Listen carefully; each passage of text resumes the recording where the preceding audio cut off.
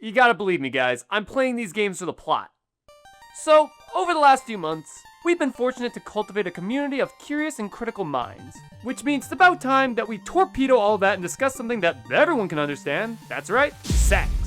You heard that correct. We are exploring a topic often overlooked, but today we are staring directly into its chest. I mean face. What could go wrong? And what could be a better use for a metric of good depictions of the topic than the property that I've already been discussing here?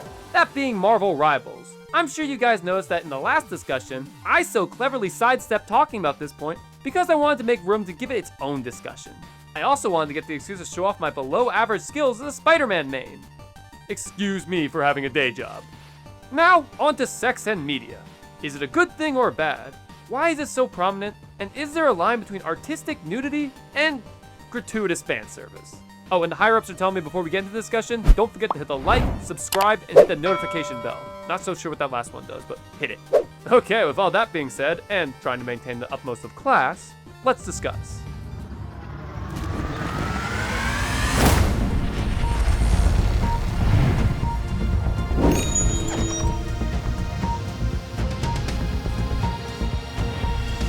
Okay, so some context here. My aim is to explore the topic of sexiness in media, and in particular video games, so that we can better discern when it is done tastefully, and when that's not so much the case.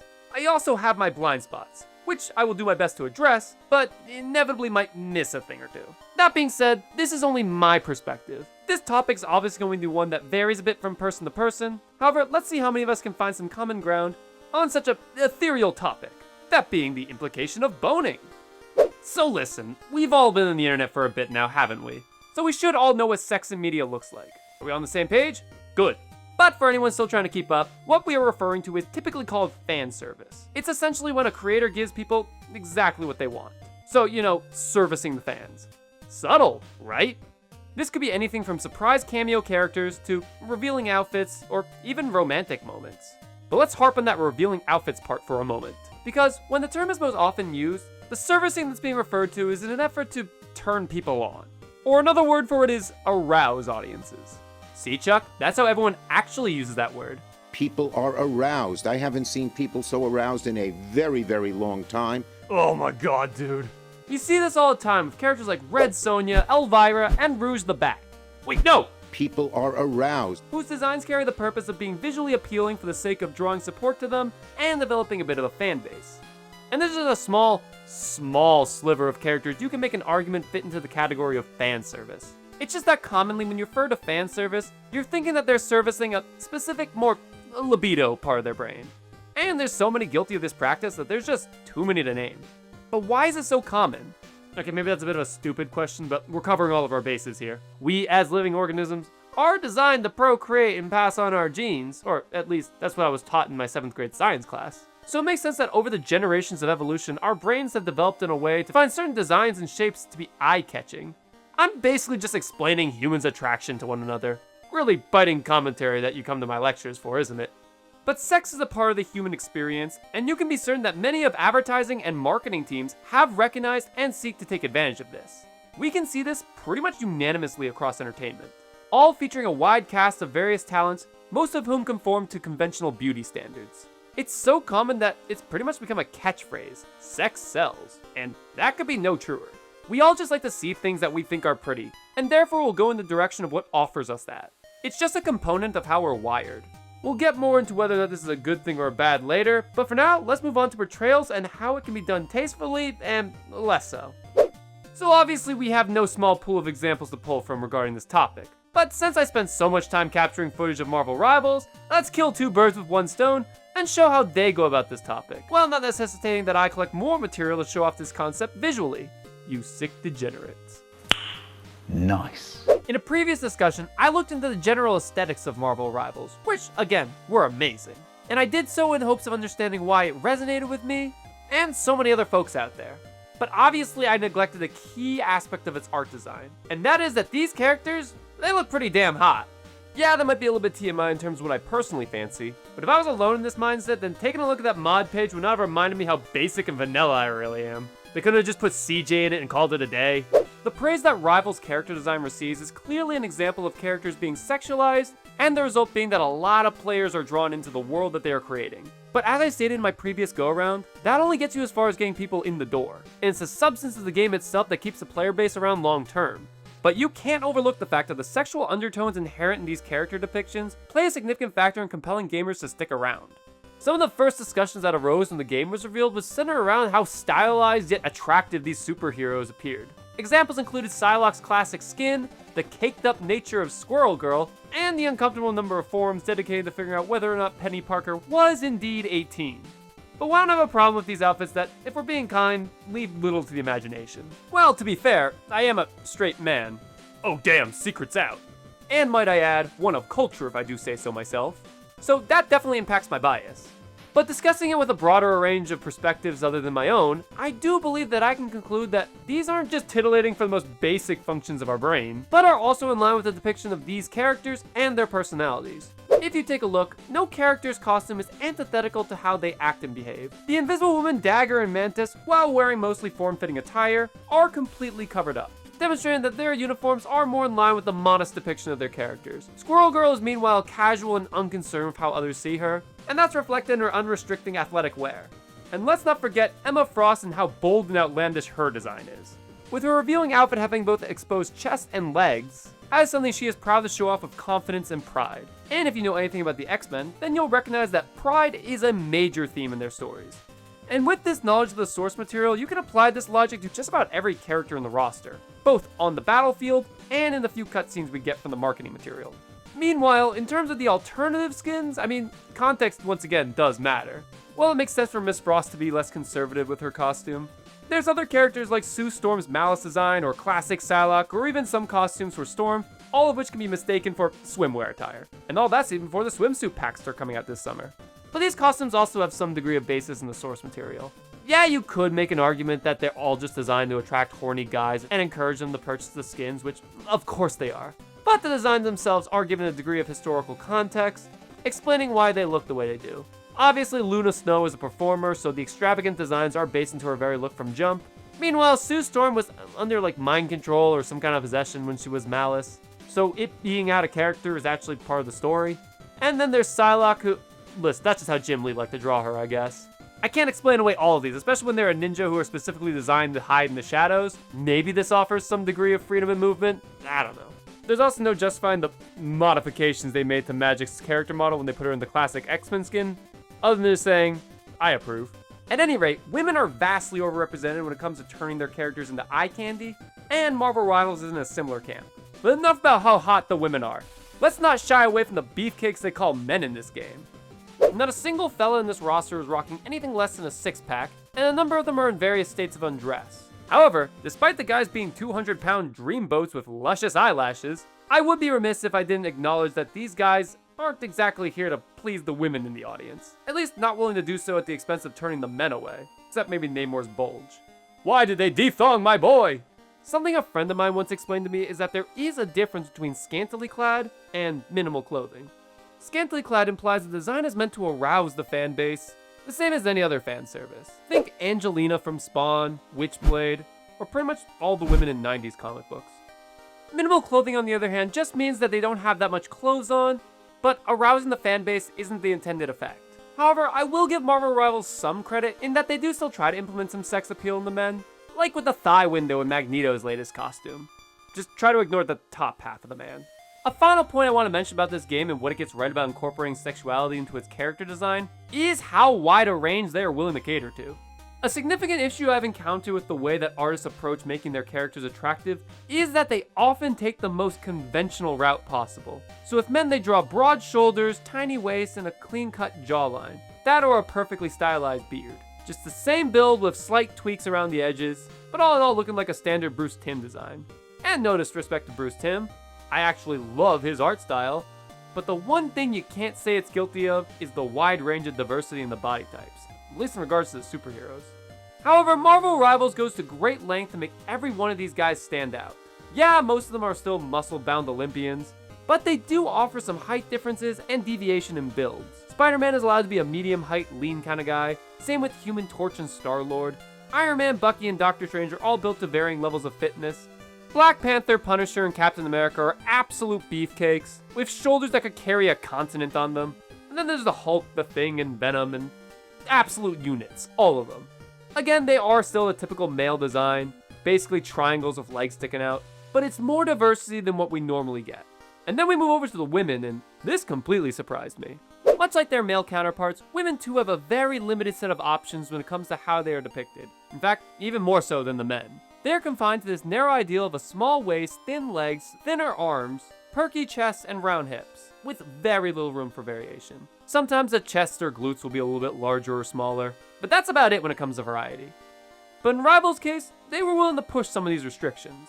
While you could certainly classify Luna, Dagger, Psylocke into this generic mold, there are others like the Invisible Woman, Squirrel Girl, and Storm, where they aren't afraid to push the envelope a little. And this is doubly true in the case of Emma Frost. Not only is she on the larger side in terms of her build, but she also towers over a number of her male co-stars. All in all, I was surprised how much they were willing to venture beyond the conventional wheelhouse. And apparently they weren't exaggerating all that much with their body proportions. Turns out most if not all the women's bodies were based off of real life models. Admittedly, they only pushed the boundaries of these conventionally attractive molds so much, but I think it's a good standard to set that video game characters don't all have to be able to share the same pant size. Making Squirrel Girl a little softer around the sides or having Emma Frost stand shoulder to shoulder with LeBron James are what I consider steps in the right direction. It opens up a greater degree of self-expression and helps them stand out from the rest of the cast. And I hope we can see them demonstrate more of this as the roster grows. Admittedly, they are still all conventionally attractive, but personally, I don't think that's exactly a flaw, especially when it comes to something as idealistic as a superhero story. But this leads me to the final point I wanted to address, and that is, are attractive characters a problem in their own right? To be quite frankly honest, to me, so long as their appearance isn't distracting me from the story that's being told, then I don't really have a problem. There's nothing I hate more than when I'm enjoying a piece of media only for something to happen within said media that reminds me that I'm not in truth inhabiting the world that the storytellers have crafted, but I'm instead at home sitting on an uncomfortable couch in a messy room that I promise I'll clean up soon, just give me 5 more minutes. Yeah, I hate that realization. An example of this happening was when I finally checked out this series from the early 2000s called Code Geass. This show had a rather compelling cast of characters and an interesting story. This isn't a full review, but if I had to give my quick thoughts, I'd say I was rather mixed on the whole thing as it wrapped up. But one thing that just kept standing out was the excessive amount of fan service that the series insisted on interjecting. Now, I don't want to sound like a prude or nothing. I can appreciate a good ass shot as much as the next guy, but I would prefer if it didn't come at the cost of compromising the story being told. And Code Geass definitely has a problem when it comes down to how it writes its women. The vast majority of them are either explicitly sexualized or viewed as fragile angels that their co-stars have to protect. And this is often in conflict with how the characters are written. Having these women walk around absent-mindedly half-dressed, if not fully naked, without bridging the gaps as to how their minds got from one point to another, makes me feel just embarrassed as to what I'm watching. Along with this juvenile depiction of adult relationships, never going as far as to explore the topic with any degree of depth, it makes situations where the animators insist on shots like these just pull me out of the narrative and think, alright, the storytellers got horny again, now they're gonna put a naked chick on screen to make up for the terrible crunch time and hours that these people are forced to put in, keeping them away from their families. Also, what the f*** was that table banging scene? Anyway, this is a case where I think it's done poorly and detracts from the story being told. It is my opinion that every aspect of a narrative should be there with a purpose, and I think that purpose should go beyond just them wanting to see boobies on screen. Listen, that's great and all, but it's not much for me to sink my teeth into now, is it? That sounded better in my head. The point is, there's already a place for putting overtly sexual content on screen, and it's called porn. So if your goal is not to just make porn, then maybe have those explicit elements communicate something more complicated in your narrative. Or at least have it in line with the story you're telling. My Hero Academia and Cowboy Bebop are excellent examples in this regard. Alright, well, they're better than Code Geass. And I'm specifically talking about characters of an appropriate age in My Hero. Specifically Mirko, Mount Lady, Ms. Midnight, Stars and Stripes, and a whole bunch of others. And for Cowboy Bebop, I of course am talking about Faye Valentine. All these are excellent examples in this regard. Making the revealing clothing they dress members of their cast in actually extensions of their personality, and effectively communicating this with their audience. But now we've got to ask a bit of a deeper question. Regardless of how well it's implemented, does the over-implementation of explicitly erotic designs threaten the entertainment space as a whole, beyond the story the material is found within? And the answer is, it's complicated. As I said earlier, I personally enjoy these designs when they are justified by the narrative in which they are set in. Be it something like superhero stories where the outlandish costumes and the godlike physiques are part of the point, to even a series like Food Wars, where the goal is to associate your physical attraction to the cast and crew with the dishes that the team is preparing, in an over-the-top, bombastic, unserious world.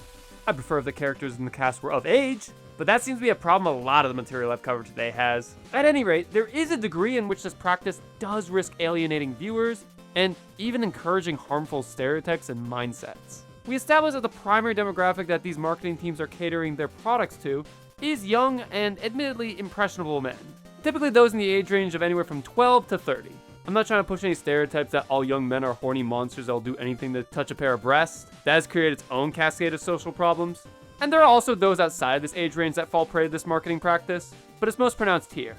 Now, a potential problem that this might create is that by catering to audiences' desire to see depictions of these characters in a more revealing context, and these characters more often not being women, you do risk reinforcing harmful stereotypes that lead people to develop and maintain internal beliefs that, while aren't always consciously demonstrated, may subconsciously lead them to view women as objects or prizes to be won.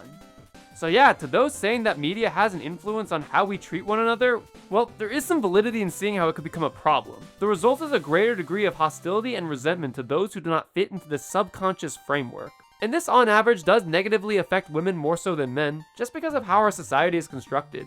With women held to a greater degree of beauty standards than their male counterparts, they disproportionately suffer more from negative portrayals. But this problem goes deeper than just entertainment, which is why it alone can't be the thing that solves the problem. However, what can they do to try to alleviate things? Well, plenty have tried to flip the tables a bit and try leaning more into sexualizing the male counterparts, rather than the women. You can see this in stories like Thor, Ghostbusters, and pretty much anything Chris Hemsworth in, actually, come to think of it. And I see no problem with this, so long as the actor himself is having fun. But it is weird when the character himself doesn't want to be seen in these situations, but the narrative forces them down that route anyways. I don't really like seeing any character sexualized if it makes them uncomfortable, unless that's the point of the story, but when it's just treated as a joke, I mean, it's the same problem just with a different pair of genitals. That doesn't really make things better. It also can be pretty degrading for the actors, resulting in some uncomfortable work environments. Video games can get away with this more considering the fact that they don't need to utilize actual people to perform their scenes, but obviously this isn't a universal solution. A lot of Western media has done its part just to separate itself from this problem all entirely, by pretty much just toning down any topics related to sex altogether. And the costumes do lose a little bit of personality in the fact that they can no longer be at all revealing, and everyone just ends up looking like the same fully covered up motorcyclist. Again, I feel like Marvel Rivals has a tasteful balance between the two, but it's more the exception when stacked up against other superhero media being released around the same time. But as we draw to a close, I think it's important that we acknowledge something, and that is that I don't think it is the responsibility of each and every story to deliver a lesson on morality that I personally agree with. It's just not possible. But at the same time, I do believe it is the responsibility of an artist to address the implications that their work might have, and the different ways that people may choose to read into it, as well as the fallout that may come from such conclusions that they reach. For both good and bad. I'm not saying you need to be held personally responsible for anything that might happen as a result of what your art inspires, but you do need to accept and acknowledge the role that you play. A lot of people seem to be recognizing this, and thus have been pulling away from anything that might be seen as controversial, as to avoid any kind of backlash. This is why I think you're noticing a scaling back on how revealing costumes are in these fictional stories. I personally think this is a little bit cowardly, and I would prefer if my art would take some more risks, knowing that it could potentially alienate some audiences, but not doing so with the intent to actively cause harm to a community. I do miss some of the more unique and eye-catching designs, and the more explicit costumes that we once had. So with the success of Marvel Rivals, I hope that we see the return of these more attractive ensembles. So long as they're in line with the characters and the world that was established, then I think it can offer a bit of variety and a healthy outlet for those who want to put more personality into their designs. Sex sells. It's a simple fact, but it remains true. But just because something's sexy doesn't mean it can't also be well integrated into the story itself, and drum up a greater degree of excitement and engagement from your fan base. It's all good so long as it doesn't take you out of the experience of enjoying the entertainment you consume. And hey, no matter what, really want to see a slutty version of your favorite characters, well, there's always Rule 34 art. Or OnlyFans. Or, and hear me out, try setting aside 5 minutes that you would have spent drooling over a fictional character and instead, ask someone you like out on a date.